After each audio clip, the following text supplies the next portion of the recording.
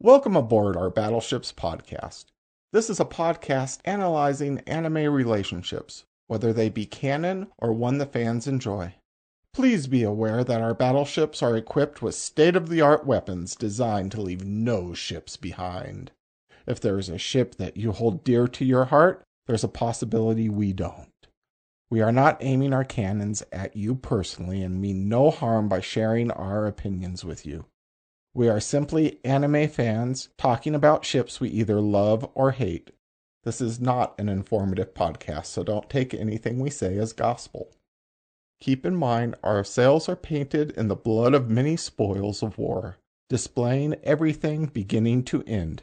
If you haven't seen the anime, we will reveal many of the exciting details to you, so you have been alerted. Again, this is your spoiler warning. Thank you for listening. I will now hand the wheel over to our captains.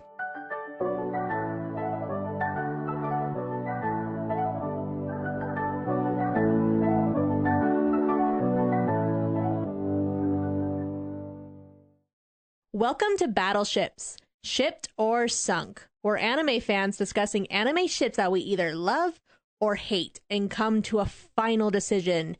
Do we ship the pairing or do we sink it with our cannons? My name is Juno, and the series we are about to talk today about in this episode is one of my favorites ever. It is okay. It's the ultimate favorite almost for me. I will run away with this series forever and scream it into the heavens like, this is the best manga! One of them, at least. Yep. You're also responsible for getting us all into it. Yeah. Yes, I am. That tackle fight will always be remembered. Shut up. Oh, come on, Roman. You love it so much now. That fight was so worth it. I was tickled and pummeled with pillows, but I came out victorious. And I am joined by my fellow captains. I'm Kaylee. I'm the asexual who somehow came up with this romance podcast. And I am the white dragon. It has been confirmed. I am just as terrified of bugs. She is the white dragon of our group. Bugs. Oh my goodness. Hello, I'm Zephyr, and I'm the green dragon of this group. Yeah, it's very obvious. Yeah. Mm-hmm. Yep. The inner green dragon comes out a lot. Yeah. Hello, Hordlings. This is Roman the Blue Dragon, but also semi-Yoon because apparently the mother in me comes out too much. Yeah. Mother. Mother. I hate you all. Yeah. None of you are my kids. Get away from me. I didn't give birth to you. Exactly. I didn't give birth to none of you lot. Get away from me. That's see, she's the Yona of our group and the blue dragon. Yep. And my previous captain. Oh, gosh. Get away from me.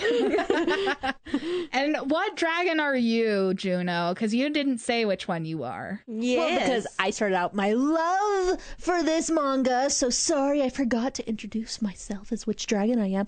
I am the yellow dragon of our group. Can never tell if they are old or young. And gets beat up relentlessly by Zephyra every time she walks in the door. It's a tackle fest. And she just puts up with it like Zeno does, so. With a big smile on my face like Zeno has a lot of the time. I'm just waiting for the day that she actually fully on takes me out. The glomp of the Is that century. permission for me to stop holding back? Oh, please no. We will be starting off our episode with our roll for ship. This is a list of romance questions that we carefully came up with. We will be rolling a D100 to determine the question we answer before we talk about today's couple. And it shall be done by our precious Roman. Yeah. Roll for us, our blue dragon. All right. That would be a 36. Wow, that's like the lowest number I think we've rolled thus far. We were in the 20s once, but most of the time we're above 60. So what's the question? What is a small sign of affection between a couple that you think is precious? Oh. So I would assume that this is a moment or an action between a couple in either an anime, manga, manhwa, donghua, or we do also open it up for video games and stuff like that as well. But a sign of affection shown between a couple, something small and cute that you love. So I think our guest should go first. That way you don't have to rethink your answer, because we've had that happen before. Yes. You're welcome. So I have two signs of affections that I like in anime for relationships. One is very subtle overprotectiveness. The other one is small nurturing habits. Like if one of the characters gets sick, like remember how Toru got sick in the anime and then Kyo, despite hating chives to no end, he made her soup with chives and fed it to her because he knew it would help her get better. Yeah, that fits your personality too. Yeah. That Because does fit it. For me, if you're willing to help them and take care of them at their lowest, that tells me you're in there for the long run. Mm-hmm. You're there. And then the small signs of protectiveness, like they don't want their crush knowing that they're being overprotective, but they do it anyway. It's like, get away from my person. You are not allowed to disrupt their joy right now. Get out of here. This is my human. Go away. Shoo. Bye. Exactly. The same with Kyo again. Like when two younger freshmen were like talking smack, like they wanted to approach her just to flirt with her, and Kyo immediately goes over. He's like, "Oh no!" Yeah. Slams his arm on the wall, and then gives him that look. And Toru's like so confused, like, "What? What just happened? Like, What's going on? What? Huh? What? Don't be an airhead unless you're around me. Oh, okay. Not right now. And she's so happy to be just like, okay, days out again. And I'm like, I understand, just, spacing out. Just, But then, that's an awkward moment. Then you realize you're looking at someone. You're like, oh, shit. Yeah. For me, I absolutely love it when a couple does like the gentle forehead to forehead touch and they're like looking into each other's eyes. Yeah. Especially when there's a height difference. Like, I'm just like, oh, look at him. Like, just looking at his girl, and she gets all flustered, and then sometimes they get flustered because she's flustered. And I guess one of my favorite ones between a couple I love is between Elias and Chise. When he disappears on her for a little bit and she's like scared he left her, when she finds him in that pond just like soaking because he couldn't control his form, and she's like holding his head and like touches her forehead to his, and it's just like, you can't leave like that. I'm just like His version of a kiss is so cute because all he does is he just nuzzles her. Yeah, the nuzzle, or like when the mistletoe scene happened, and he's like, "We should do the tradition," and she's like, then kisses his forehead, and then he nuzzles her in return. I don't know, I love it, and he just like, and she's like, "How do you feel?" And he's like, That's nice." I don't really want to say what he said because he said like something about something tingling.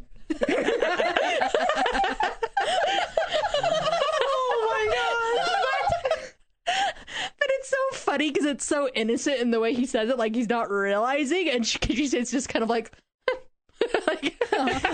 I'm gonna pretend like I don't know what that means. I don't think she even grasped it, kind of what he meant either, because she's just kind of like, the way you describe things of how you're feeling is very confusing. Like, it's because emotions are really hard to convey, and he doesn't understand that yet. Because, yeah, he does not understand human emotion very well. But anyway, I just love that their constant forehead touches, or that nuzzle when they got married. Just collapse and like OTP hearts flying everywhere over here. So, Now, what anime is this? Ancient Magus Bride. Okay, that's what I was guessing, but wasn't sure. It took me a little to remember myself because I've only seen like 5 episodes. So Yeah, that I forced you to watch. yep. Okay, well, I'll go ahead and say it's kind of a trope actually as well, but like the lock of hair, like having a lock of the one you love's hair. And there's a couple of different anime that come to mind. Well, actually, one of them is a donghua. It's called Spiritpact, and the main couple in it One of them is basically an exorcist is the easiest way to put it. And the other one is a spirit who gets contracted to the exorcist. And in order to protect the spirit, the exorcist actually gives him a bracelet that was woven with some of his hair. And it becomes a very, very cute symbol of the couple. So there's a couple of other ones like that. What I originally was thinking and why I need to justify myself actually is cautious hero. And that's funny. Oh my god. Okay, cautious hero. Let me go ahead and preface this. Shut up, Zephra.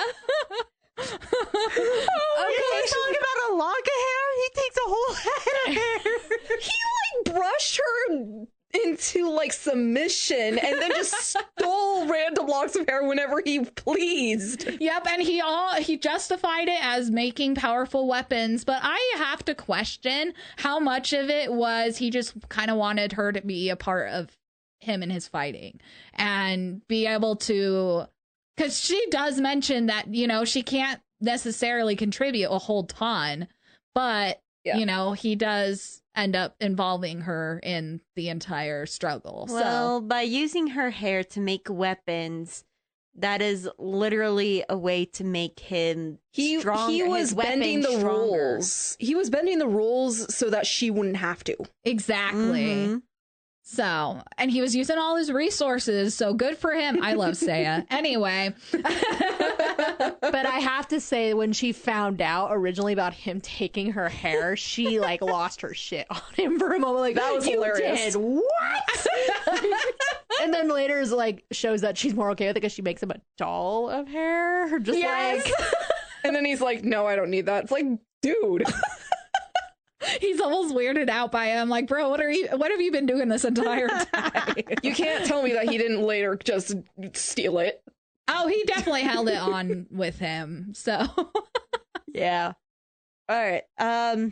Moriarty the Patriot. So between Moriarty and Sherlock, they have this thing where catch me if you can. First time they say it, it's more of a fun challenge. But they also say, if I remember correctly, they say it again as later on in the season. And for me, it's like you have these two very intelligent guys that, at least for them, they had not found an equal to challenge them. So to find someone to challenge and push, like, do things that would make you progress more or actually give you a challenge. I definitely can see why that kind of affection of like, catch me if you can, kind of like in a playful manner too. At first it was like a playful manner, but then it's also, if I remember correctly, it's been a while since I watched it, so don't come after me. But near the end, after a big old thing happened and they see again, they's like, catch me if you can, or do come back. And it's like, hey, I'm still around. I'm still here.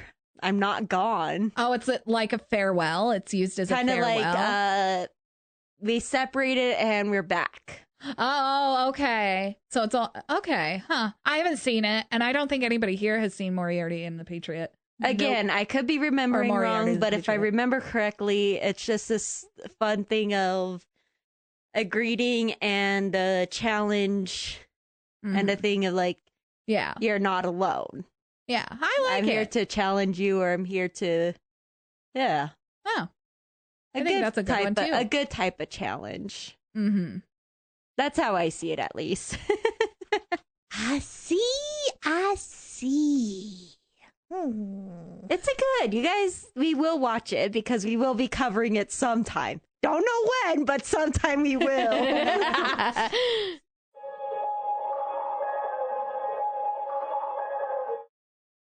Now, our fellow shippers, it's time to talk about our couple, Princess Yona and Hawk the Thunder Beast from Yona of the Dawn. Our prince and princess. Yep. Our lord and princess.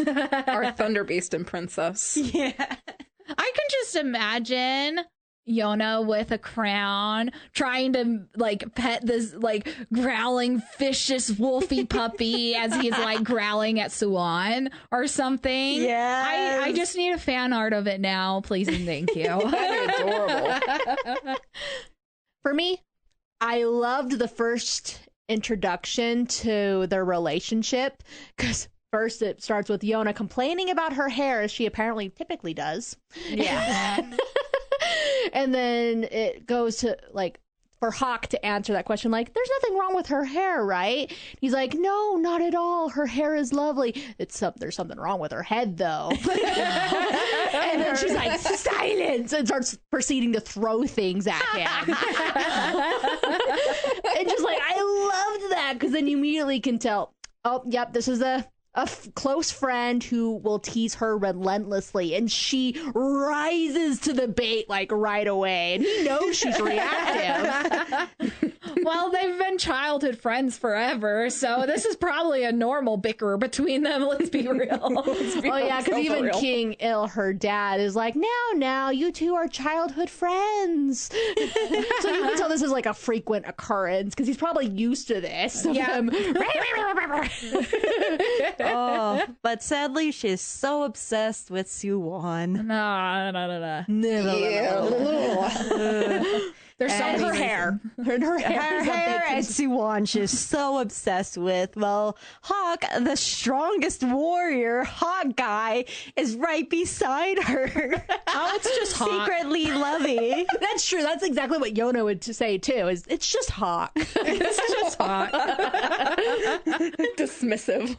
She's been around him like since she was a kid, you know. And so she's just like, oh, childhood friend who teases me, rumble, And throws snowballs at my face. right? The snowballs of like he just suddenly appears and they're like, oh, yay, he's here. Suwon's like waving his arm, and then Yona's just like, oh, and gets a snowball and goes, whoosh. And then they proceed to have a snowball fight. I mean, so yeah, you can tell this has been going on from the very beginning. And Oh. We didn't talk about the appearance and personality and how they no, relate we to haven't. each other. We skipped right to the first meeting. yeah, well, we could talk about that in a minute because I started out with talking about her hair. So everyone knows she has frizzy crimson hair that she does not like. And Hawk is tall, dark, and handsome. Oh, yes. Very attractive man. But with Yona, honestly, I love her color palette because I think she's just beautiful with the crimson hair and then the purple eyes and then the colors she wears in her outfits with like that just bring out the brightness of her eyes and her hair, like with the pinks and the reds and just the golds, and she just looks stunning. And then compared to Hawk, who wears the darker colors, the dark blue, the blue eyes, the dark hair, the tall, dark, and handsome, as you just said, Zephyr. And he's more like, they're nice clothes, but it's more plain, not as eye-catching as her when she's in her royal or more the nicer robes. Yeah. Her attire definitely befits a princess up until obviously when she is on the move, more adventuring. But even then, you know, Hawk has very simple, more authoritarian, I guess, is a good way maybe. Clothes befitting a warrior. Yeah, someone who needs to be able to move when he needs to fight and get around quickly. Even when she's traveling, she generally wears clothes that still matches.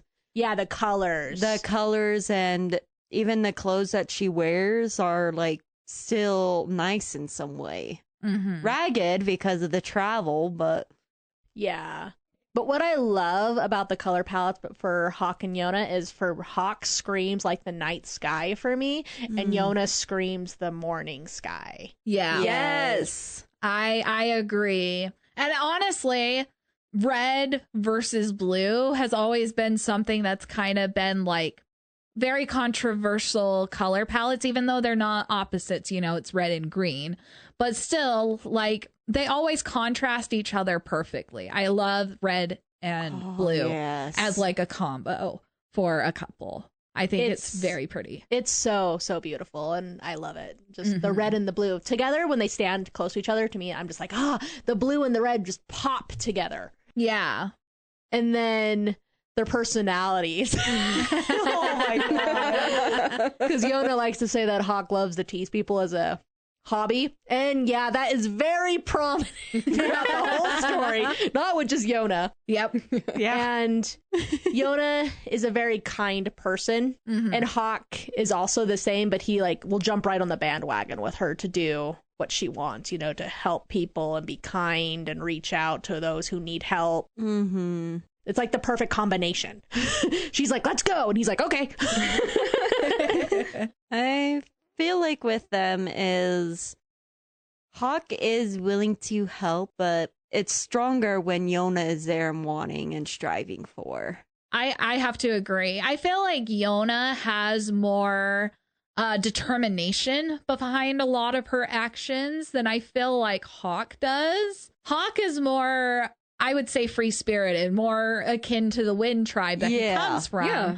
Versus Yona, who you believed was kind of an airhead and kind of, you know, a little girl who is just running around the castle freaking out about her hair. But she grows throughout the story to have such a fervent morale system and wants to impact the world in such a grand way. And I love it. Well, after what happened, it was a huge wake-up call, and she had no idea the state of her country until she was forced to witness it herself. This happens in history, too. When you raise the successor to your kingdom, if you don't raise them in a correct way, stuff happens. And for Yona, she was basically the bird in the cage, so to speak. She didn't know anything about the outside world because she was kept in a cage because of her dad. He wanted to protect her. He wanted to keep her safe. With good reason, but at the same time, it ended up being more of a downfall and a hindrance than a help. Yep. And I think that's the reason why he brought Hawk in, because it's like he was trying to compensate for that. But it also ended up backfiring because in the end, Yona eventually got to the point where she's like, okay, I have the wool pulled out from over my eyes. Now I need to do something about it. Yeah. Well, the first time she ever left the palace was with Hawk and Suwon as kids. And what happened? She gets kidnapped. She barely remembers it, but her father, probably because of that, made it more certain that he wanted to keep her more caged in, more He wanted to secure and isolate and safe. protect her. I kind of forgot about that. I'm glad he brought it up because, honestly, I think that's kind of a cute moment too for Hawk, because Hawk was just as concerned as Suwon was, and obviously Eel, when he probably found out, he was probably like, what the freak? The funny is when they went to the pawnbroker, he was giving Suwon a hard time about finding the princess. And Hawk just glared, the glare he gave him. Oogie, that's his name, Oogie. Oh, yeah. Oogie, yeah. We forgot to print off a list of all the names, so we're probably going to butcher all of them. We'll just apologize ahead of time. There's too many names to remember. No kidding. Glare definitely left an impression for next time Hawk comes calling. And Hawk might be free-spirited, but he was raised by his grandfather, aka the previous chief. He was raised to be the next chief. And he escaped by becoming a bodyguard. So he was still the general. He's still very much a general and in charge and everything, but he's more educated than Yona is in so many ways. Yeah. I think that works really well. The fact that they're both educated on different aspects, but when you have a princess and someone who is not of royalty that as like a couple, it honestly is most of the time a situation of like, there's the princess or the prince who knows everything about the country or, you know, all the politics and stuff like that. And then there's the peasant who doesn't know anything except for how to survive on their own and whatever. I really like the fact that this couple doesn't fit into that mold because they both know about wars and stuff like that, more so Hawk than Yona for a while. Oh, yeah. But, you know, they both have that kind of more so noble upbringing, which is not very typical for a couple like this. Especially not for someone like Hawk, because he was an orphan. Yeah, So for all we know, he was a street rat before he became a general. exactly. Munduk found him, took him in, trained him up, and he became the Wind Tribe's strongest general, the strongest warrior, and what was the quote? Strongest warrior in 1,000 years. Yep. Yeah. And Moondog definitely saw that potential and took it to his advantage. Yep. But definitely in the beginning, despite King Il knowing that she was the reincarnation of the Crimson Dragon King, he really did her a disservice by not preparing her for the throne. In my opinion, I think King Eel, while he did maybe assign Hawk to Yona as a sense of like, let's try to teach Yona some more about the world or whatever, I think honestly it was more of a, he's strong, let's protect her. And that's honestly all that I really got from him. Well, later on there's a chapter where he is talking about he knows that he is going to likely be assassinated by Suwon. Mm-hmm. And then he's talking about being scared to leave Yona alone, that she will not have either of her parents. And so he says he wants to have someone who will be by her side and who will not betray her no matter what.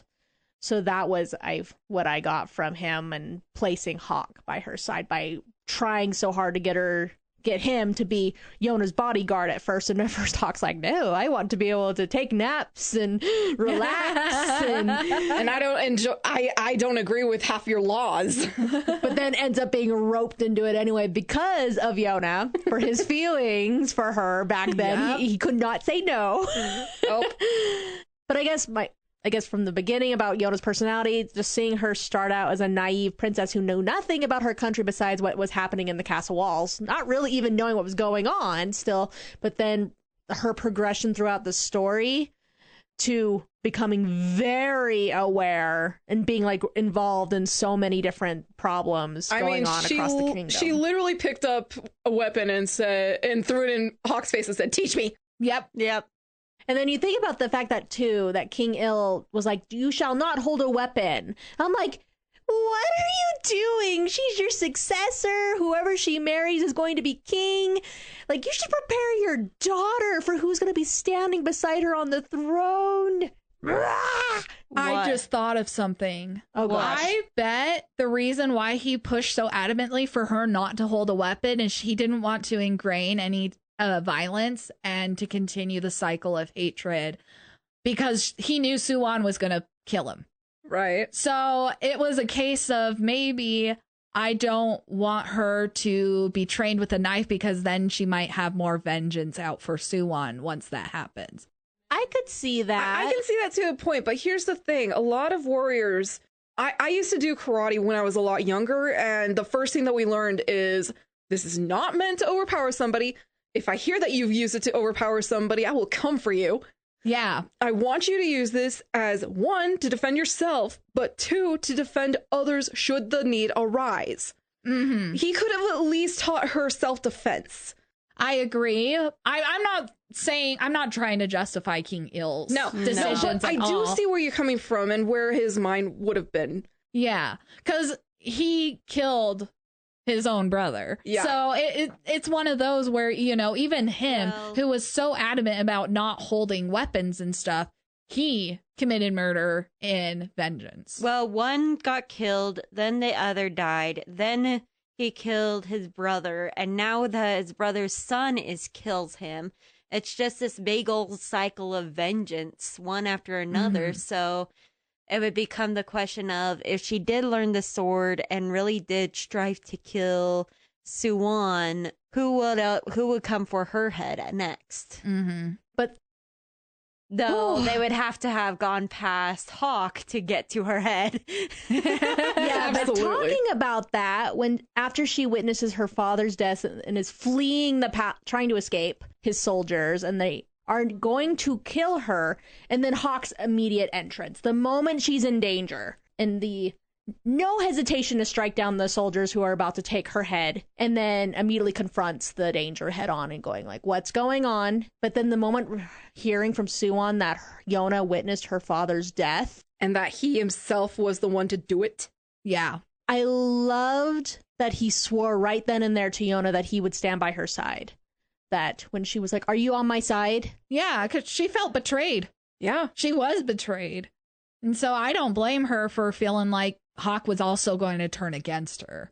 Man, she might see it as Hawk is closer with Suwon than Suwon is with her, and she deeply loves Suwon at that point. Mm-hmm. So to see one of her friends kill, how does she know that Hawk is on her side? Yeah. At this Exactly. point, everyone is against her.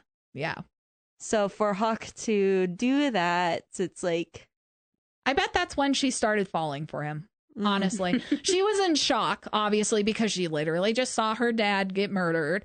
But I bet that's the moment, or, you know, that first bud to start blossoming. Because obviously, throughout the entire story, there's moments where there's obvious signs of I'm going to protect you, I'm going to be with you, and there's even times where Yona's like, yeah, you're not leaving. Yeah, she got that trust. Well, and skipping a tiny bit forward, when they're at the Wind Tribe immediately after, and Hawk was about to leave Yona behind, Yona's like, yeah, no, you aren't. I'm coming with you, even if I don't know anything. Like, you're not leaving me. And honestly, I think that's so sweet, because when you're involved with trauma, your brain isn't thinking of everything perfectly, I guess is a good way to put it. So Not clear. Yeah, it's unclear and it's not fully there. And so for her to be like so drawn to Hawk and want to stay near him shows a level of trust, and I think that growing affection between I also them. think on Hawk's end, he doesn't show it, but he was also deeply betrayed. Mhm. And he was wanting to serve. He accepted that Yona will always love Suwon, and accepted and wanted to see those two get married and rule together. Mhm. So for this to happen, I feel like he found his grounding through protecting her. Like, her being there grounded him as to not go mad, go wild. Like, her need for him grounded him. I think that's also important, because I wouldn't be surprised if he felt guilt. I don't know if it's ever confirmed in the manga or the anime, but I wouldn't be surprised if he felt a little bit of guilt for letting Suwon kill King Il. Oh, yeah.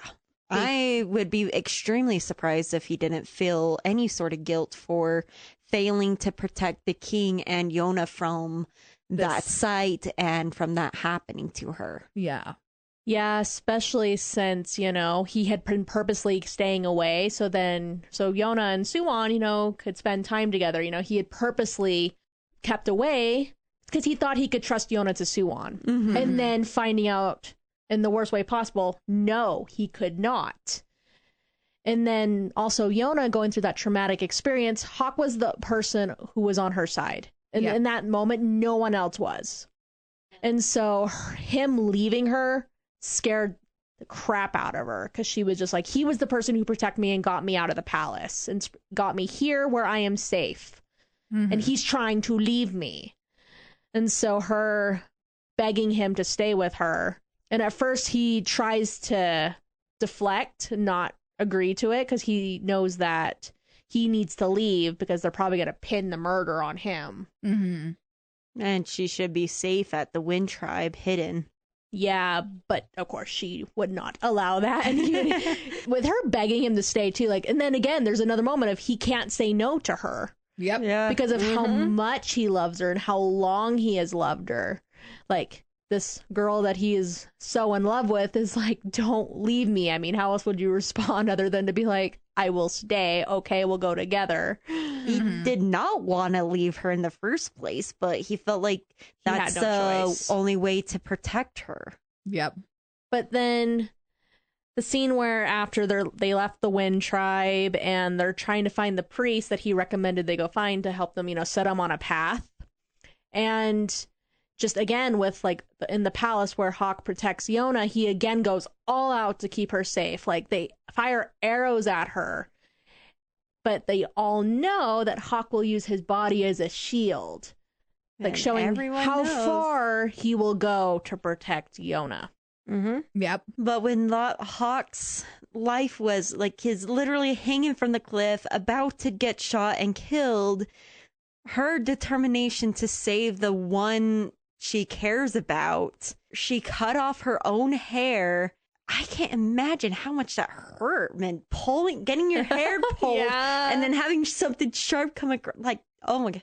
Anywho, Well, and she goes through a lot of other pains, but and her hair was something that she did love a lot. We already mentioned it once. Mhm. She cared a lot about her hair, even if it was a frizzy mess. Even though she I- complained about it, it was her pride. Yeah. I find that people who complain about one thing a lot is another way of expressing just how much they love and try to care for it. Mm-hmm. Well, and you also have to remember that Suwon had just given her that beautiful hairpin for her hair and told her that he Yeah. loved her hair. And now she Mhm. can't use it. That, but also just that she would go that far to protect Hawk. Mhm. Like, Mhm. after being told that Suwon loves her hair, and so she's trying to cherish it, and then no hesitation, cut it when Yep. she's being dragged by Yep. her hair. She was Men- literally cutting off her trauma at that point. Well, and this is a turning point for Yona, too. Mhm. I mean, there was a little bit of a turning point when she chases down Hawk in the Wind Tribe, but this is the moment when she starts kind of choosing her path forward. Because before she was just blindly following Hawk, basically. Yeah. You know? She wasn't making many decisions on her own. But after then, obviously, they get saved by the priest and they care for Hawk's wounds because he took the fall for Yona, basically. Yeah. He protected her when they fell. And there's actually a scene in that section that I want to talk about because Yona freaks out when Hawk suddenly, when he wakes up, he's, Gone. he's kind of out of it the first time he wakes up, but then he's just gone the next time. And she's, panicking. Where did he go? Did he die? Where is he? And goes running out in the forest to go find him and basically gets mad at him for running away without telling her. It's more funny to me because when he walks up, she's like cursing at him. Like, he's like, oh, so that's what I find. You're out here in the dark saying nasty things about me. Not like, oh, you made a great recovery. No, this is what I find. And then, she yells at him, like, I thought you were going to die. Like, how could you not tell me? Like, why wouldn't you wake me up? Yeah. So there's definitely a trauma attachment to him, too. And Oh, that, absolutely. because she's Yeah. just like, he needs to be with me. And if he goes away, obviously we see her panic. Mhm. Yeah. And then even he says, like, after seeing her start crying, like, maybe I should die just to see how much you cry. I was like, Hawk, that is so mean. Like, But it's atypical of him too. Yeah, that's classic Hawk energy there. very much so. Well, and there's so many other moments throughout the manga that he is, I want to see more of this side of Yona. The part that I never get to see. He almost gets a thrill out of it. He does, especially the moments where she's acting all shy or flustered, and he's like, "Ooh, cute! I want to keep teasing her." But what I love about Hawk is that he's so freaking supportive. Is that he's just like, yeah, that's my girl. Like, look at her go. Look at her being a badass over there. He's like totally applauding. He's so proud. And he just, he gets a thrill out of it. He's just like, I love seeing this side of her. Because, like, compared in the palace, you didn't see that. There was No. nothing that was, driving that determination of what she wanted to do. He literally said, like, in one of the episodes, of course I want to protect her, but I don't want to shelter her. I want to show her off. Say, look, this is the Princess Yona I know. Yeah. Oh yeah, J-Hub was making a comment about, he'll probably want to lock you away, hide you, so only he can see you. And it's like, And he counters that like, no, I want to show her off. This is Princess Yona. I want to show the world that she is the Crimson Dragon that I know. Well, the first time I think this really shines is when they decide to go after the Dragon Warriors. Because that's when Yona decides, you know what, we're going to go do this thing. We're going to go do this. And Hawks is like, okay. I don't know how this will work because this is just a legend, but let's go. And then they go on their trip and obviously meet all the Dragon Warriors. But one of the things that drove Yona to this decision that I want to point out is that it was to help protect Hawk, because she was so worried about him dying to protect her, because he is only one man, even though he is so strong. Like after what happened on the cliff of him nearly dying, that probably really put that in motion of like, I need to do something. I need to stand by him, protect him, and do what I can to keep him safe, because I need him by my side. And then finding out that the warriors were out there, she was like, they will be powerful enough to protect him.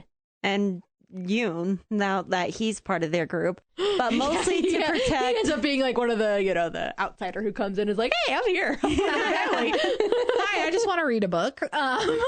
No, he's the gorgeous, pretty boy who can do everything. Yeah, the quintessential healer of the party. I gotta say, I always find it funny when Hawk's like thinking she's sexy or makes a comment because she just did some badass and or has a badass look in her eye.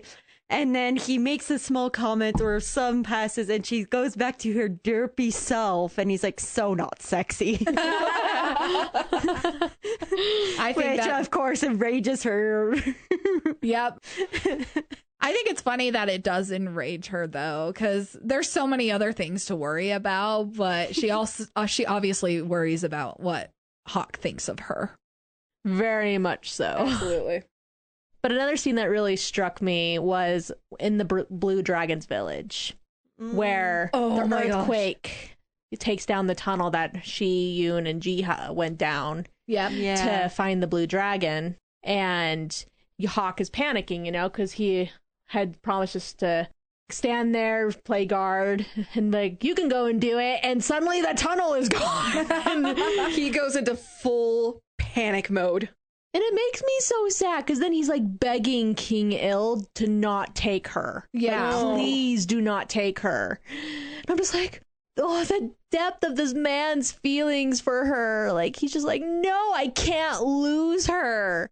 Yeah. And he's like almost like crying for that split moment before the villagers approach him and tell him there's a way, to break down the outside wall to get to where they are. After he threatens them first.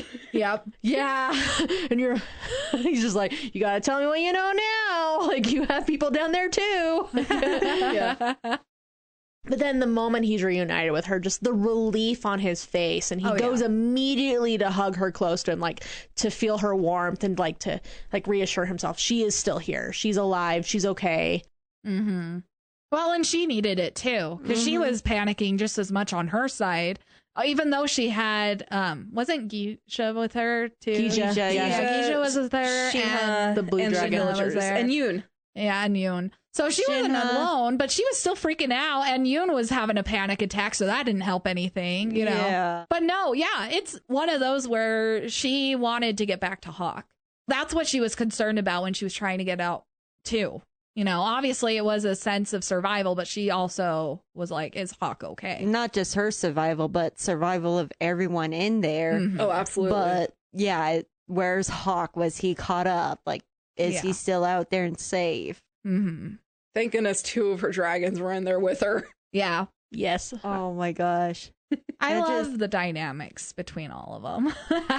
It's such a sibling relationship everywhere, and I love it. Well, and we're gonna go into the green dragon part of it, because this is such I feel like a developmental part on Hawk's side, because the green dragon drags Hawk off into a brothel at one point for the meetup, and Yoon Gisha and Yona pop up and is like, wow, okay, I didn't know you visited these kinds of places. And Hawk is like, no, I don't. Please don't think that, Yona. Please, oh God. It was because of the shit dragon here. And then the said guy is gone. The absolute panic in his voice when he was trying to cover his ass. Yeah, it's so funny. And Yona was just like, well, if you need to, just go ahead. There's nothing to be embarrassed about. He's like, oh God, no. She already thinks this bad of me. Oh no, Yeah, my at this crush. time, she's still so innocent that she doesn't fully comprehend what that place was. Yeah, I think she knows to a point because of her education, but I don't think that she knows because she's very innocent in that department. Yeah,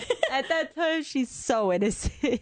I think, yeah, if we were to get that scene here now where we are in the current chapters, yeah, she would not be okay with No. it. But I definitely think in the earlier episodes, she still was not fully developed in the affection towards Hawk, I think. So. Yeah. No, it was, she still hadn't realized it at that point. It took a while longer before she... I don't think she fully realized it until he actually turned around and blurted out his affection to her.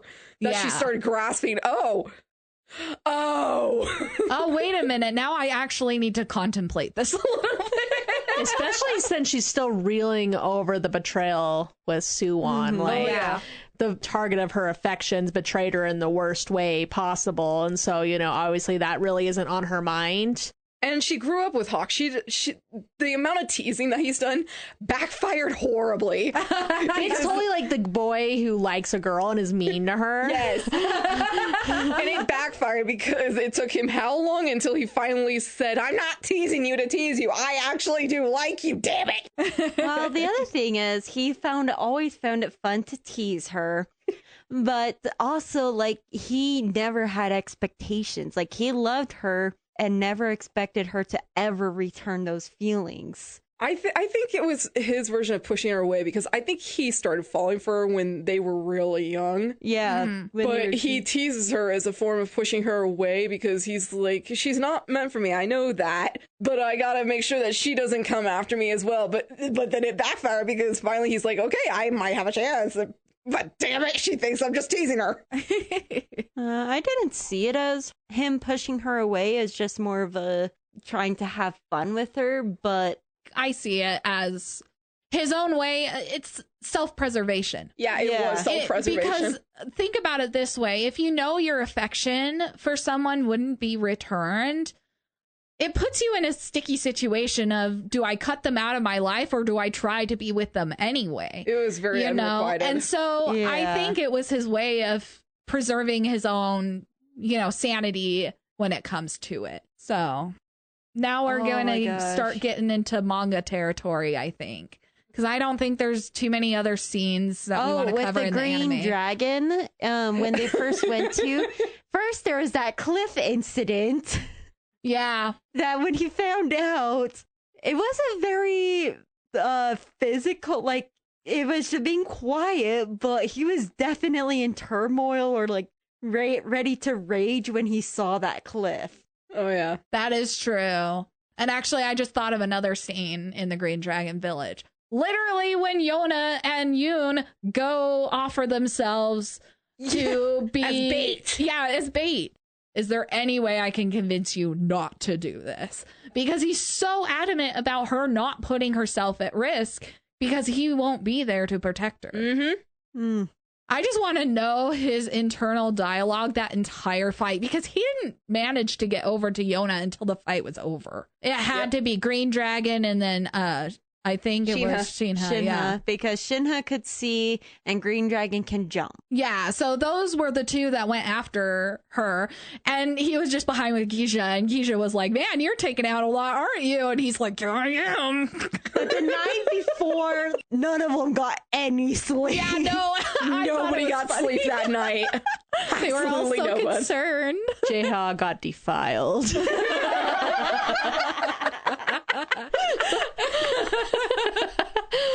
But what really made me laugh was like after the whole battle thing, and then they see Yona and Yuna are all bruised and beaten. Like after the fight, like both him and Whitesnake. Excuse me, what did you call me? Like immediate like rumble and go after the. Yeah, they took out all their anger on what was left of the army because they're like, "You dare hurt my princess!" They were just like, "Oh boy, here they go. You guys need to calm down." But just how protective he is. Like even just seeing her injured makes him go, "All right, who's going down?" Yep. And not to mention, anytime Jeha like playfully toys with Hawk, like, well, then maybe I should like approach her, or maybe I should start wooing her. Hawk is immediately like, "Don't you dare!" He doesn't exactly say anything. He more like attacks Jeha, punches him, swipes at him. Anything is just like to shut him up, or swings at him with his glaive. And it's a good thing Jeha has that dragon leg to like hold it off. For the most part, Jeha takes the hit. Well, I'm saying like the one time when he goes after him with his glaive, he had to catch it with his leg, and he's just like, "Oh, did I get you? Like, did I hit a sore spot?" So after all that happens, she runs into Suwon again. Oh, yeah. Okay. And after that whole encounter, she's just left on the ground feeling broken.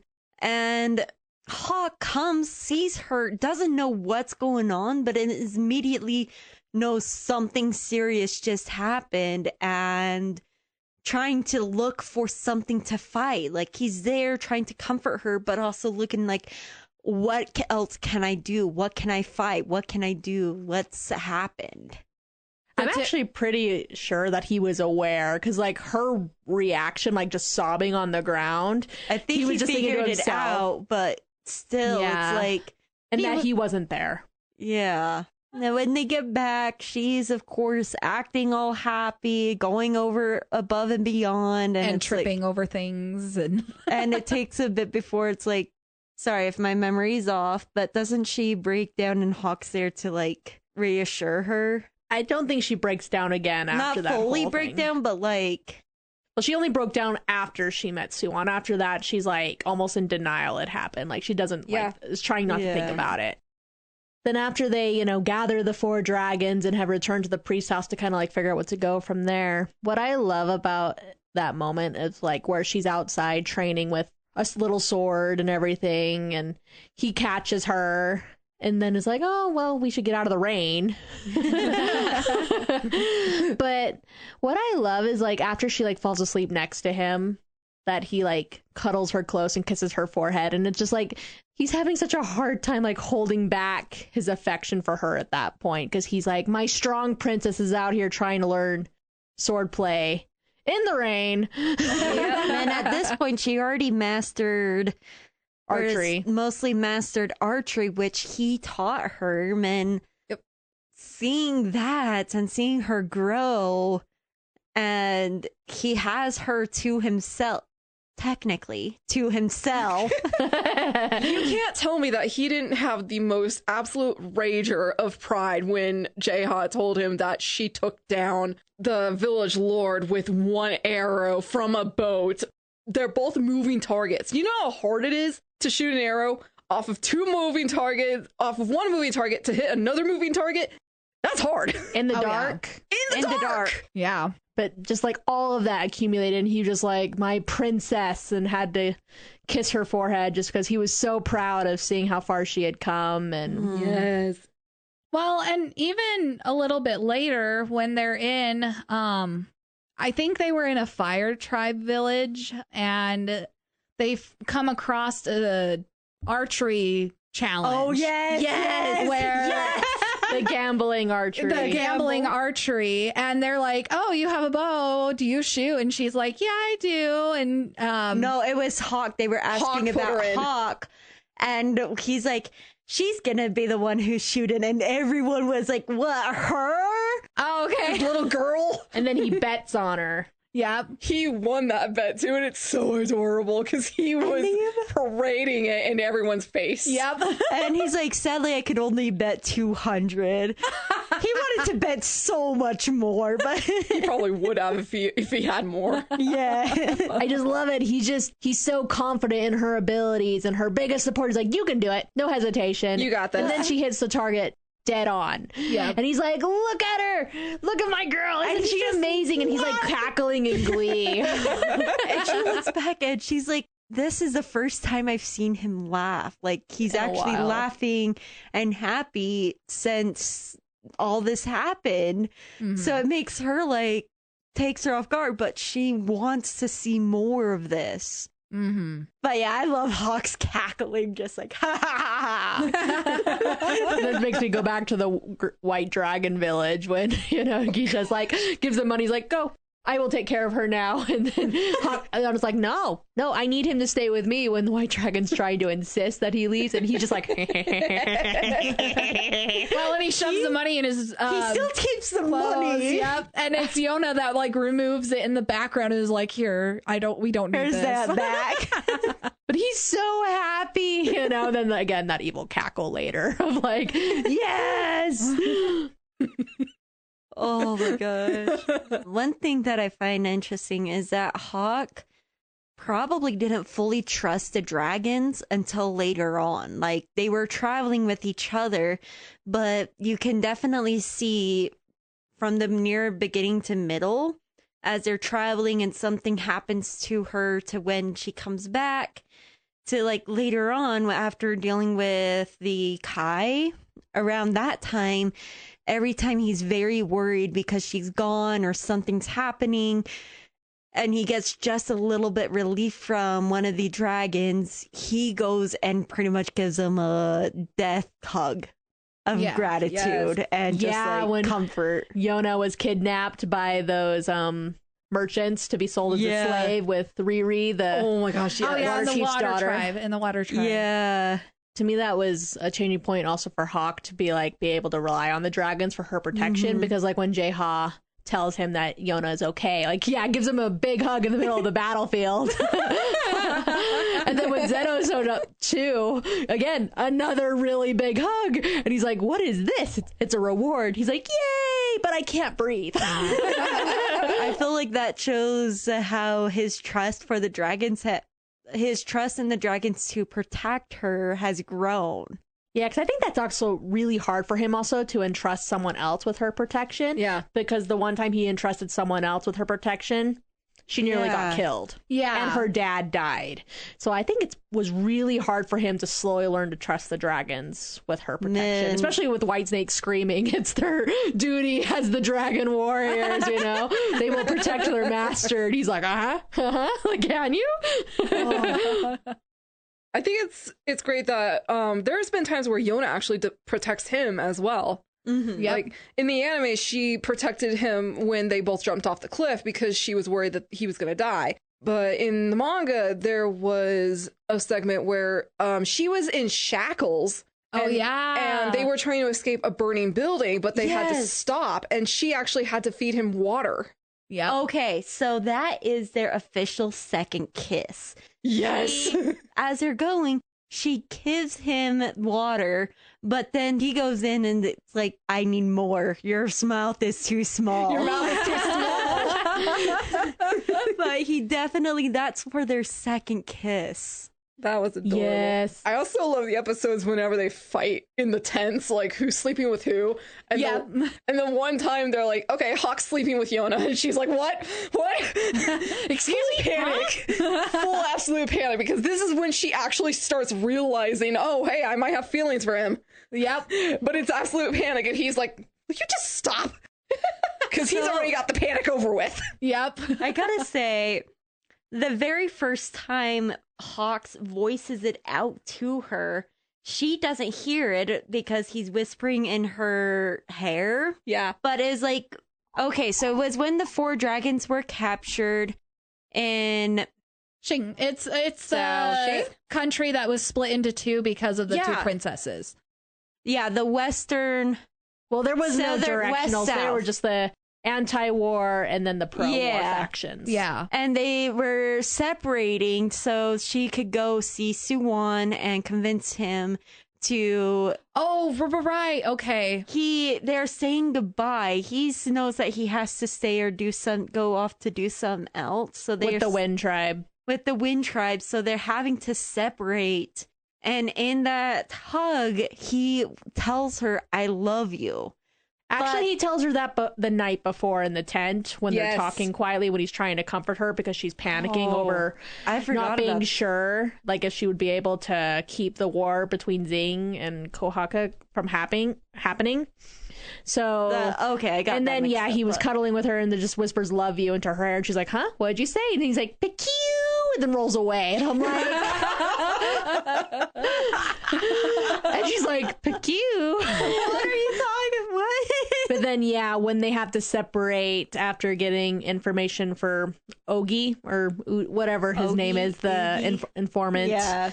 that she reaches out for him and kisses him, and he's like stunned all shit, you know, like so just freezes, and then she pulls away and like goes to leave, and he's still just standing there in shock. And finally, what? I think it's Voldo, the other guy that stays with him, and he's like, "Yeah, good." He's like, "What just happened?" He starts like frantically pacing, like, "Did she just really just kiss me?" Like, Wait, where is she? And he's like, "Oh, she's already gone." Because that's one of the few times that she's reciprocated to him and his brain could not compute. especially a kiss, Especially a kiss. Are you kidding me? That's like going from 0 to 100. because he's resisted all this time, you know, like there's a couple times where he gets really close to her, like especially like when they fall off the cliff and she's yelling at him because he left her, and like he leans in really close to her, but then she headbutts him because she thinks he's trying to check the fever. But really he was getting really close there for like a kiss. Oh my gosh. Well, and he didn't have any idea. I don't think there was any like She has not. expressed she yet. hadn't expressed it at all, and there wasn't many actions she was taking other than her normal cleanliness that would give him any sign that she was interested in him. So it came out of field left. No. He probably thought he was dreaming. Oh, he did.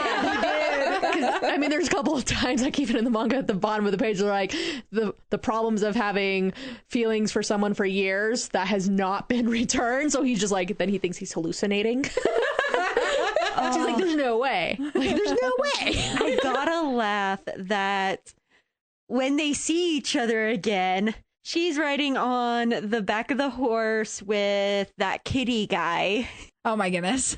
And Kitty guy. he's helping her down, and at first she's like, okay. They get close, she panics, pushes his head down, is like, no, I'm fine, like freaking out, pushing him away. She was having none of it with him. Yep. The panic of like, what did I do? I didn't even think about what I was doing before I did it.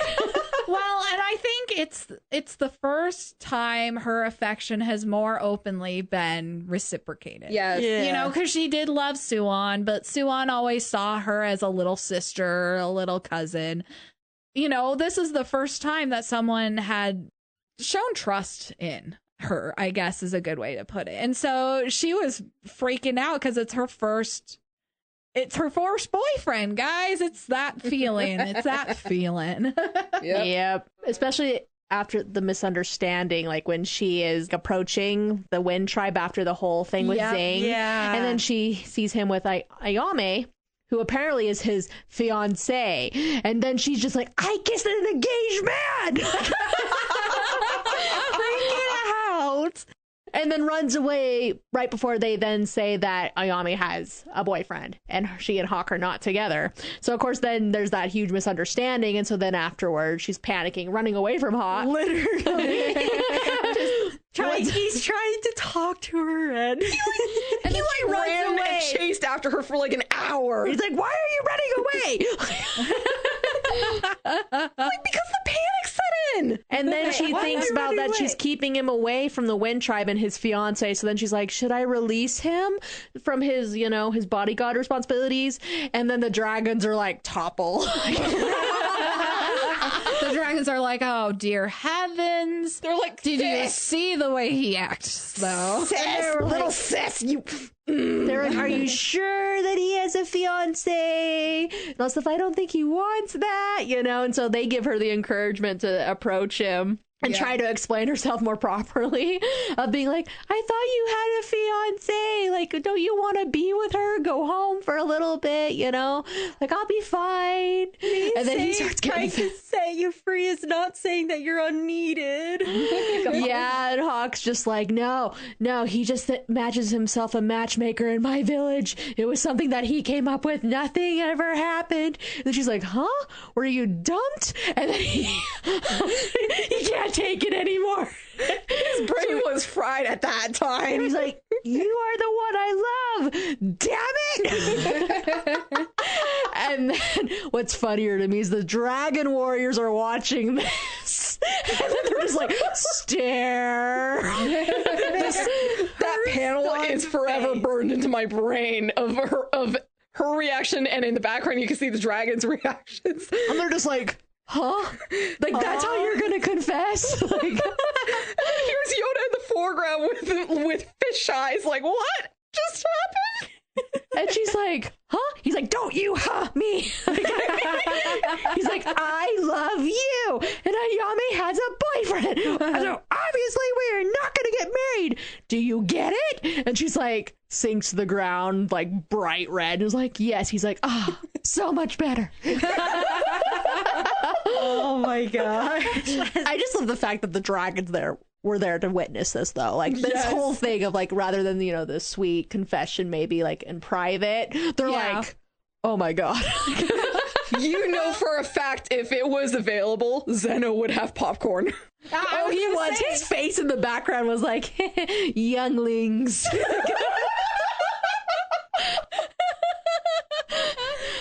Oh my gosh. Oh, that would be glorious. Okay, so not long after that, they have the whole Northern Kai incident. Oh boy. Where she gets kidnapped Again. Along with Yoon, Jaeha, and Zeno. And throughout this time, like, Hawk is so worried about her. And at this point, he is willing to work with the Sky Tribe. Like, for him to willing to work with this is saying a lot after... Especially with advisor Kai-suk being there, you know, this little... Yeah. K-Shuk, the K-Shuk, or however you say his name. Yeah, that guy, the one over there. Especially with him, like, being very obvious in his, like, thought process of, like, Yona and Hawk should have been killed that night that, you know, they assassinated King Il, too. Yeah.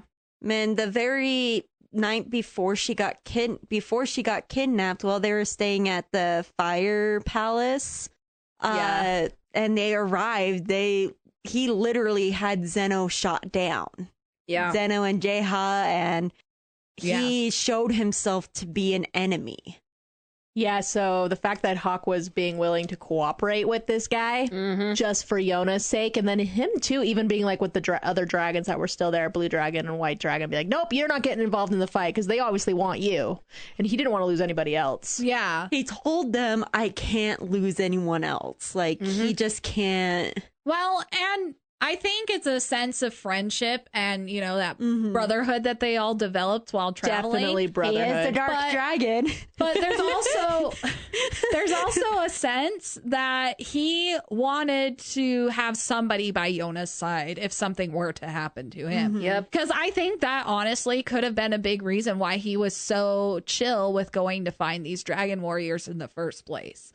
Is so that he wouldn't be alone in he wouldn't be her. alone in protecting her, and if something were to happen to him and he were to die, then someone would be there for her. He would never admit it, but he knows that he almost died and he can't protect her alone. Oh yeah, that was a horrible. Oh my gosh, everyone was freaking out. Yona was freaking out. Jaeha was freaking out because he couldn't get him in time. Yeah. Suwon even had a panic attack, like, oh, that I did not see that coming. Yeah. I did not see that coming. Are you talking about the flood? Yeah. Yeah. Oh, yeah. The flood was absolutely insane. But before that, Yona's first confession. It was during that fire. She was out cold, but she was having the thoughts of wanting Hawk, and she spoke out loud, I love you. But of course, she's half out, so she doesn't realize he said it. And he's like, am I dreaming? But then when he rescues her from the palace when it's on fire. Yeah. After that, she's offered a medicine without hesitation, no matter how sus it was. She takes it so that she could properly tell Hawk she loves him and does that declaration. Yeah, I love that. So cute. Can you imagine how much of a pain in the ass it was for Hawk when they went back to Ryu Palace and Yona was again treated as a princess, but Hawk was demoted to just nothing but a cook? She was not treated as a princess. No, she Fuck was that. treated as a friggin' puppet. Yeah, Yes. I was going to say she was treated as a kind of sacrificial princess, I think. Is kind of how I see it. Can you imagine how much of a pain in the ass that was for him to, one, watch his brothers be paraded around like entertainment, and then on top of that, watching his princess be in the department of being belittled next to Suwon? Like, oh, he would have been, I would imagine his head was in rage mode. Yeah, and all of the, she's engaged to Suwon because she's in the Empress throne, or, she's The queen right seat. She's sitting She's in the right queen by him, so obviously, then he's putting his feelings aside for her as much as he wants to rage, go up there and slaughter Suwon. Oh, yeah. And he definitely tried in the past, like 2 different times. But one moment I really want to talk about, right before the Kai Empire invaded, that Yona was telling Hawk that she wishes she was stronger to help the fire tribe and everything. And then Hawk ends up taking her hands and tells her he is drawing strength from her, that he will be as strong as 10,000 men. And Yona gets all giggly and is like, I'm that powerful, huh? Yes, she is. And then she turns it back on him, too. I'm also drawing strength from you. Yeah. Yeah. And I think that's just such a cute moment for them because they are now both warriors. They're both fighting. And to be able to have faith and draw strength from each other like that, I think it just shows the level of closeness that they have now gotten to. And the fact that she also gifted him the necklace with a stone that is meant for protection. Yes.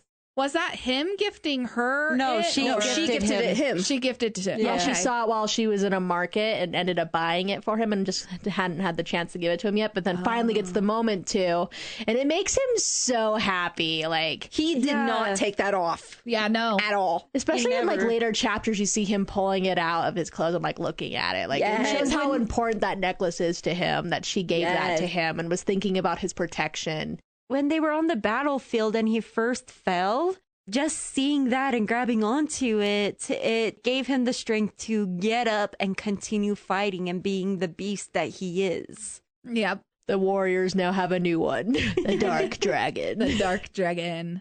I want to mention something in regards to the flood because we already kind of talked about some of it.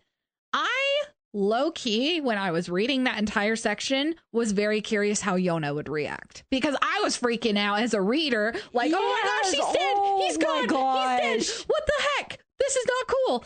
And I was expecting Yona to just have like a complete mental breakdown and be absolutely torn and then for him to fly through a window or something. That is not what happened. Nope. She was like, oh, he's not dead.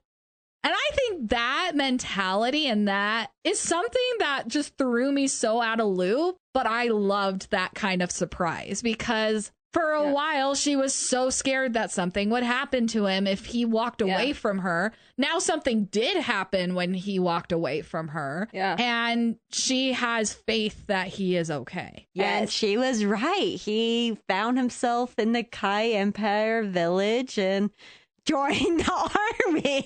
Yeah. But what actually makes me sad about that is like she was trying so hard to hide that how worried and sad she was over the fact he had disappeared and didn't know what would happen. And then the fact she broke down in front of Suwon, like when he, puts that blanket over and she's like, don't start acting like my childhood friend. And starts crying like she wants to be with him, like she wants to stand by his side, like where is he? And I don't know, it just made me sad she didn't break down in front of her brothers. I was like, no, your brothers are the ones who should be there supporting you, not him. You can't tell me that Shinha and Zeno definitely knew something was up.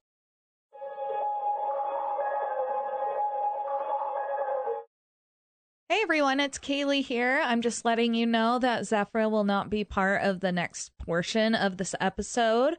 She was unable to finish the manga in time, and she didn't want to get spoilers, so she will join us for the tropes at the end of the episode. Thank you so much, and let's continue onwards.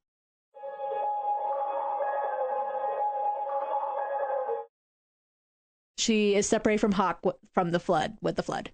And then just how emotional she is when she is reunited with him, when he, shows up out of the Kai army with the herb that will maybe help Suwon. And just like, she's so emotional, and then finally breaks down in front of her brothers. Yes. Like, he came back, and they're all just like, yes, yes.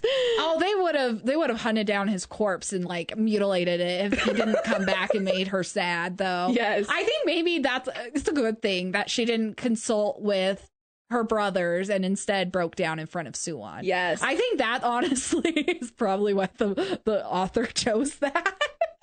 Yeah, I can see that, but I don't know. Just I don't know, taking comfort in them because they've been with her for a while now, and they are her family. And because I mean, she's gone so far for them, like with Zing capturing them and using them as hostages, and everything.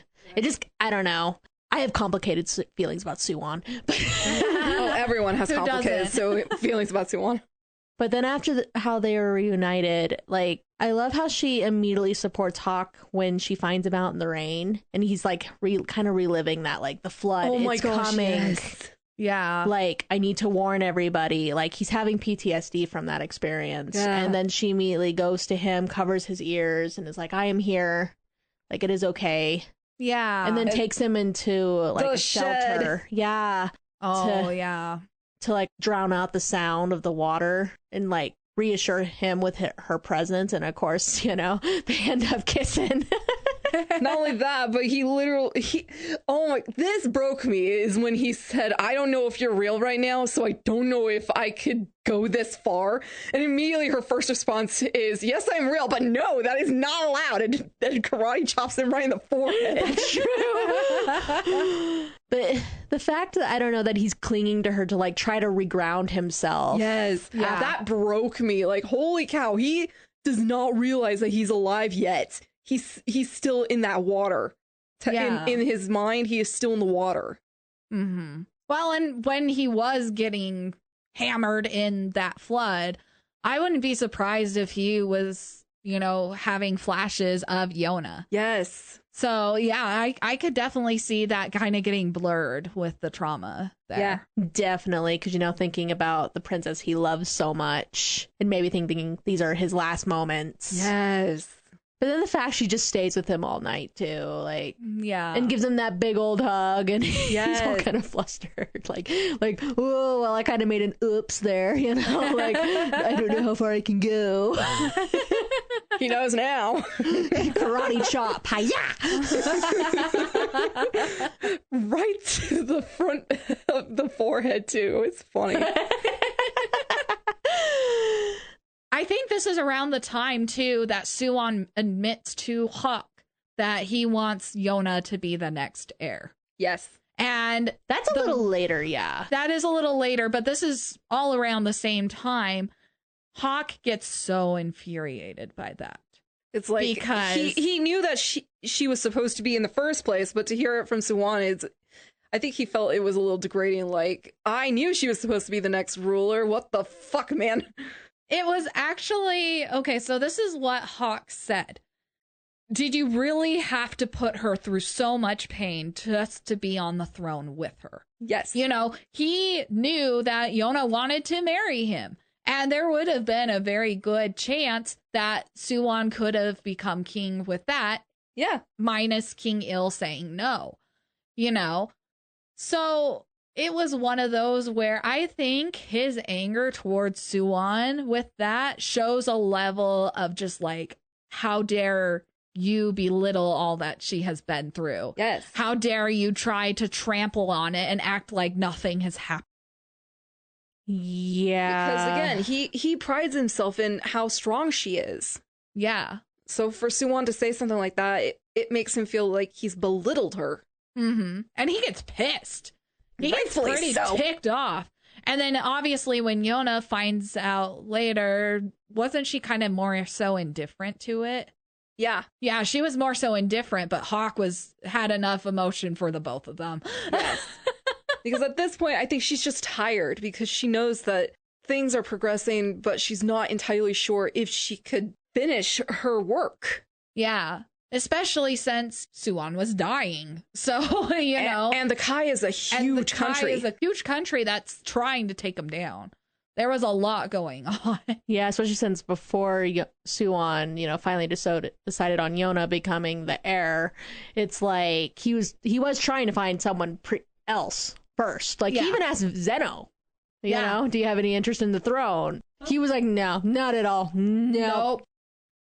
I'm trying to think of other moments in between that time frame and where we have caught up, because we should probably mention what chapter we're going to, just because it's going to be ongoing and a couple more chapters are going to be released before this episode. Yeah, we'll at least be talking up to chapter 262. Yes. 262. So up to chapter 262 is where we're discussing. But I love this couple, but here is something that I do wish had a little bit more variety in it, is the way that Hawk gets overprotective of Yona's feelings and stuff when Yona is distressed, especially during the whole, like, the dragon warrior slowly being sucked into the cup or the goblet. It's the chalice. It's one of those where he is constantly, worried about them, but also, wanting to keep Yona mentally sound as all of her friends are being sapped away. Yeah. And at this point, I had more stock in the Dragon Warriors than I did in Yona and Hawk. And that kind of bugged me because obviously I was reading it to hopefully have some more info on the two of them. And I just wanted to know what happened to the Dragon Warriors. And I think that's on purpose from the author, because at this point, they're not trying to develop the relationship between Yona and Hawk. They're trying to add more oomph to the plot. Yeah. So, which makes sense because focusing on the Dragon Warriors right now. I mean, from what I understand of the series reading it, I think it's more supposed to be that the love is a subplot, not really the main focus. Yeah. Well, no, and that's the main reason I like this book. Yeah. Because it's not all about the love. But, for me, I do wish there is a little bit more variety other than just what I've been reading the last 200 plus chapters of, when Yona disappears at the very, yeah, we're all freaking out. Yeah, we're all freaking out. And Hawk, of course, is also freaking out and not happy about it for some weird reason. I don't know. It could be that because of the trauma, his brain works differently now, maybe. Maybe. I don't know. But it seemed very repetitive. And it was starting to get a little bit old for me. I don't know. Maybe it's the ace in me just being unamused by it at this rate.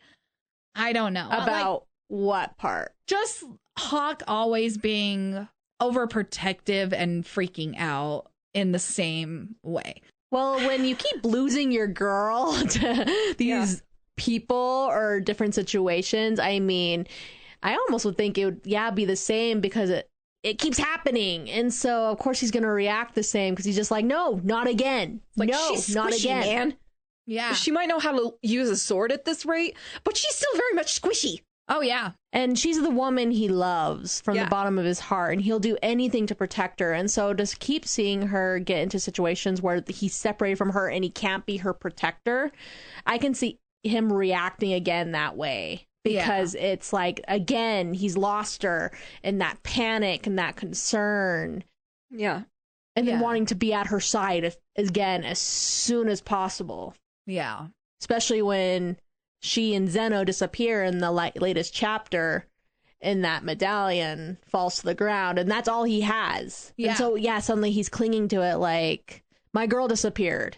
And this is all that was remaining. Yeah. Yeah. Even Zeno disappeared.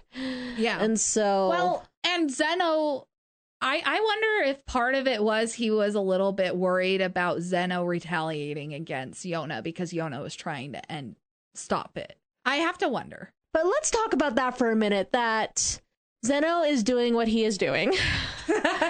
And I don't blame him for what he's doing. Yeah. He's trying to bring the end to the suffering of the Dragon Warriors, not just himself. Yeah. And then realizing that the Crimson Dragon King can kill him. Yeah. And then provoking Yona by attacking Hawk. Because he knows... because, again, she's just as protective of him as he is of her. So he knew that going after Hawk, when he's already in pretty not very good shape, and then forcing Yona's hand into, you better kill me or I'm going to kill him. Going after the man she loves was rough to watch. Yeah. And then she's having to protect him because Hawk collapses because he can't fight back to the same extent as he normally can because he's injured. He's still very much healing. And then even Zeno keeps going into his dragon form too. And I love seeing her defend him though. Because he has defended her so many times before. And seeing her leap to his side immediately, especially since she even had a dream of what Zeno would do. Yeah. Yes. And saying it's coming and being in the way when she needs to be to protect Hawk. And Zeno keeps going, nope, I'm going to keep going, you know? And then the fact then she realizes he's dragging the sword toward himself. And she's like, what? No. And then the fact she doesn't want to fight her brother. Yeah. Like, this isn't what she wants. No. Especially when he, you know, begs her to kill him. And she's like, how dare that the gods have driven you to this point? How dare they, you know, that you're saying such a thing to me? Like, don't make him say that to me. Yeah. So, her going into the chalice with Zeno, that is badass. I agree. She's having none of it. There's going to be some verbal beatdowns for sure. I am so excited for it. I think it's interesting that Hawk kind of confides. I don't know. He regroups with Suan in the very latest chapter. Yes. After Yona's disappeared. And is trying to make a game plan with his enemy, basically, or one of them, to try to get Yona back. It's so amazing how much growth the author has managed to put in both of these characters throughout this story. And the fact that he doesn't attack him despite knowing how weak he is, like, he got bit by Shinha in dragon form. Yeah. And that injury is still bothering him big time. Yeah. But the fact that Hawk was man enough to say, take off your damn armor so you can get some relief, that was big of him. Yeah. And it wasn't a case of take off your armor so I can stab you and kill you. It's take off your armor so I can see how much damage is done. Exactly. Which couldn't be said 200 chapters before that. Oh, no. Nope. Considering how murderous he was at, like, the water tribe. Yeah. The fact that Jeha had to hold him back. And Gisha had to step in, too, to hold him in from kicking Suan's ass. But I'm just going to say, like, throughout the whole story, I love the development between Hawk and Yona, how gradual it is with Yona's feelings changing for him over time. Yes. And it feels natural, like how it wasn't like, oh, suddenly I love you so much, you know? No. That they're still, you know, figuring it out, you know, even though they've kissed now and they've cuddled and had their hugs. They both had the panic out. I love that it's healthy. You know, we've covered a few couples on this show that haven't necessarily been healthy, you know? And I love the fact that it's more of a natural relationship. It's such a relief. It is. Yeah. And then I love the fact that the Dragon Warriors like, woo, woo, woo, woo. Like, yeah! They're cheering in the background. Yep. They're so supportive of it, especially when like Hawk or Yona like confide in them individually or something about something pertaining to their relationship. Yeah. Like they give them good advice and like are encouraging it, you know, especially Jeha. Yeah. Jeha's the one to go to. Absolutely.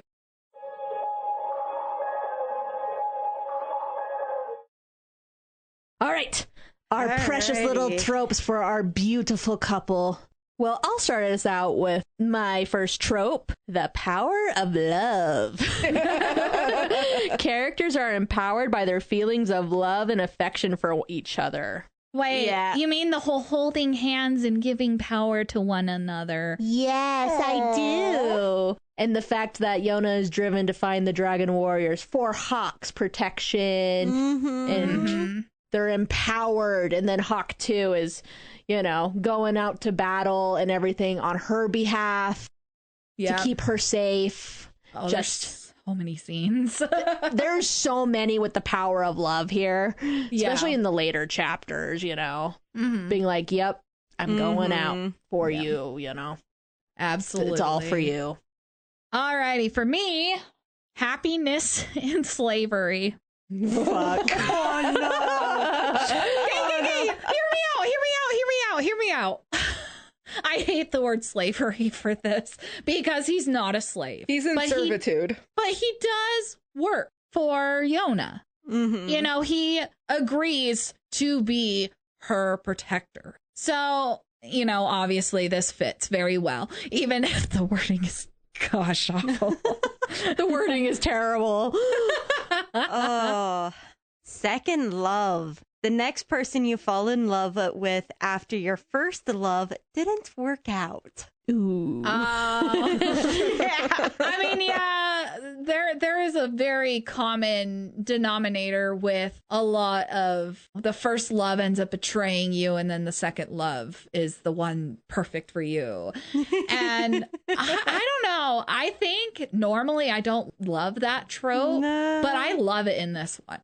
Yeah. Because it's a slow, gradual development. It's not the, oh, I laid my eyes on you immediately after and knew you were the one. Yeah, it definitely took her some time to even start recognizing, like, I'm having these feelings for him. Yeah. Yeah, and he's had them since he was young, you know. At least we know that he had those feelings, but when he was 15, when, you know, he originally became Yona's bodyguard. Yeah. So it's like, how much earlier did he have those feelings? Yeah. Interesting. And he'll never admit it. Never. I think he even says he isn't exactly sure when those feelings hit him, but he knew at least by 15 because he was like, there's another reason I don't like coming to the palace. And then Yona comes running and he's like, yep, there it is. Yep. All right, Roman. The everyone else can see it trope. Oh, yep. Yep. The dragons were subjected to a lot, seeing the flirting and the struggles. I mean, Yoon in several instances has been like, enough, you love birds, get over here. He's like, dinner's ready, stop flirting. This is such a common trope, and every time it just kind of cracks me up. There are some instances, though, where it really ticks me off, and luckily this isn't one of those couples. Yeah, because, Yeah. this is such a natural progression, so it's not annoying. Well, and it's not, he's obviously giving you flowers and he's obviously asking you out on a date and you still don't see it. You know, it's one of those where they say, I love you. And the other one is like, oh, you actually love me. So. All right, and then another one I have is oblivious to love.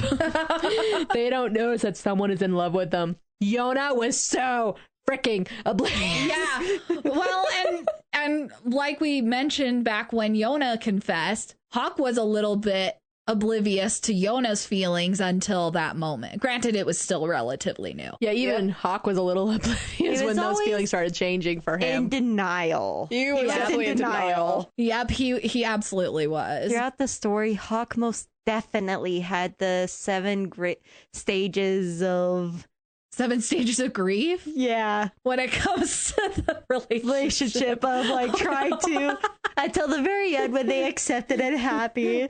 But yeah, you killed Roman over there. Yeah, he definitely went through denial. 7 stages of love grief. Yes.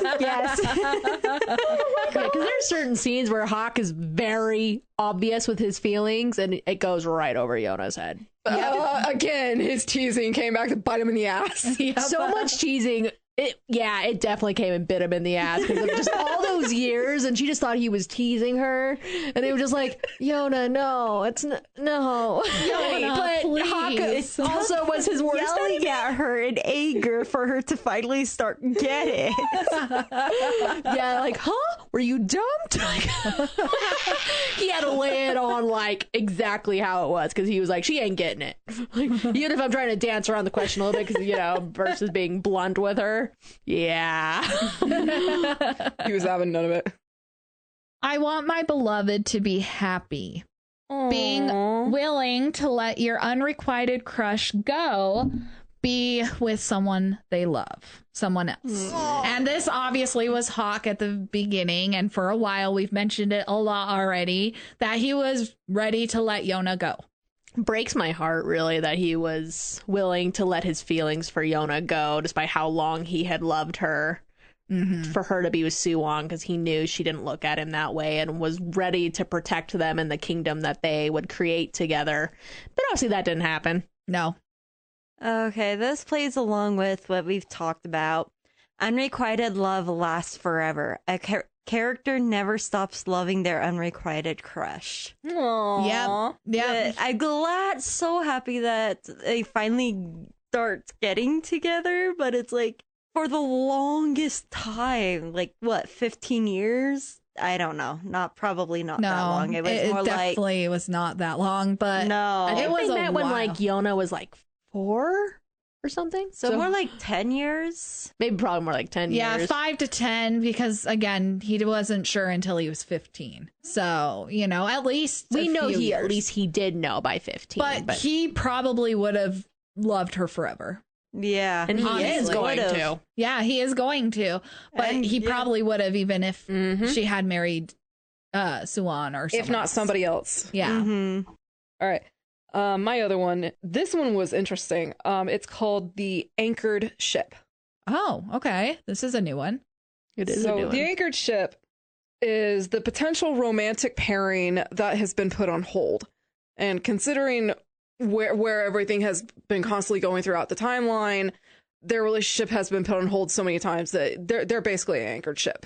Yeah, I have to agree. There's too much going on in Coca for them to really develop that relationship further intimately, if that Exactly. makes sense. Especially with what's going on right now. Right now, they're focusing on the Dragon Warriors and what is going on with them. Yeah. And so, obviously, they can't take the next couple The steps. theme of this thing is there's some big happening, then they have a little break, and then something else big is happening, then a little sweet break. So it does in these waves, and in the dips is when they have the sweet moments are actually able to progress their relationship. But When the water is peaceful. Yeah. Now, for the moment of truth, my fellow captains. What do you think of today's couple? Do we ship it or do we sink it? We ship it. ship it and shoot down all the ships that threaten them. Yep. Let's blow them all up. Yes, I ship these two from the bottom of my heart. I love that they're childhood friends and the natural progression of their relationship. And then now they're to the stage of where they say, I love you. And the other person is like, I'm so happy. Yeah. Especially Hawk. Like, he gets all blushy. He's just like, I can't believe we got to this point. Like, the wait was worth it. So worth it. And it's everything that he dreamed of and never More. thought he would have. which makes me go, Hawk, you got the girl. You got the girl. But I think they're perfect for each other in every way. Yes. Agreed. Mm-hmm. Thank you for listening to this episode. If you enjoyed listening to us talk about your favorite ships, leave us a review on whatever platform you listen on. You are also welcome to send any couple recommendations or questions to our Roll for Ships to our email, battleshipspod@gmail.com.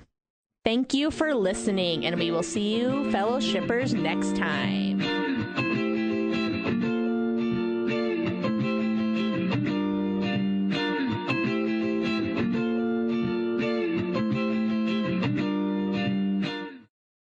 Next up, episode 9, Howl and Sophie from Howl's Moving Castle.